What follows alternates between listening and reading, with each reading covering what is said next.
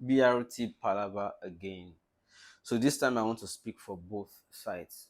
A BRT driver who is passionate about his job reached out to me and said we should please voice for them too that they are persistently interrupted on their own lane by people who are not authorized to use the lane. In other words, public commuters who come often on their lane to interrupt their flow. My finding is that the public carriageway is usually populated. They are not also wide. Sometimes it's just 3 lanes reduced to 2 by danfos who are also using 1 lane. In fact, sometimes they take 2 lanes. Oftentimes too, you will see a lorry truck picking refuse, also constituting. Sometimes too, it could be a truck or a trailer breaking down on the public carriageway, causing heavy traffic. Now, when there's heavy vehicular traffic like that, what is the solution? It is to through the traffic. But you would see law enforcement officers, especially the ones who are on BRT enforcement, rather than help the public carriageway in order their emergency cases, they will deliberately wait and allow that problem to fester. In fact, sometimes too, they will be the ones to even say, to through this traffic on the public carriageway, let us divert traffic into the BRT lane to free that place so that people can move. But they will now allow a lot of people move, and after they have cleared the traffic, the rest people who are now coming, very few now, they will now start arresting those ones. You are the ones who diverted traffic to the BRT lane, but you are now the ones arresting people for using it at the same time.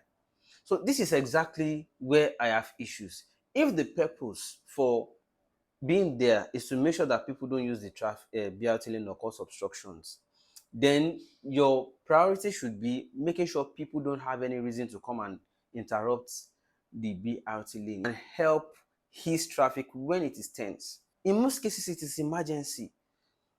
Do I start talking about people who message me that their wife lost pregnancy, their wife had or their relative that died because they were not able to get to the hospital in time? In emergency situations like this, chance of rescue is usually the first 30 minutes to 1 hour at the max, and people always want to hurry to get to the nearest clinic.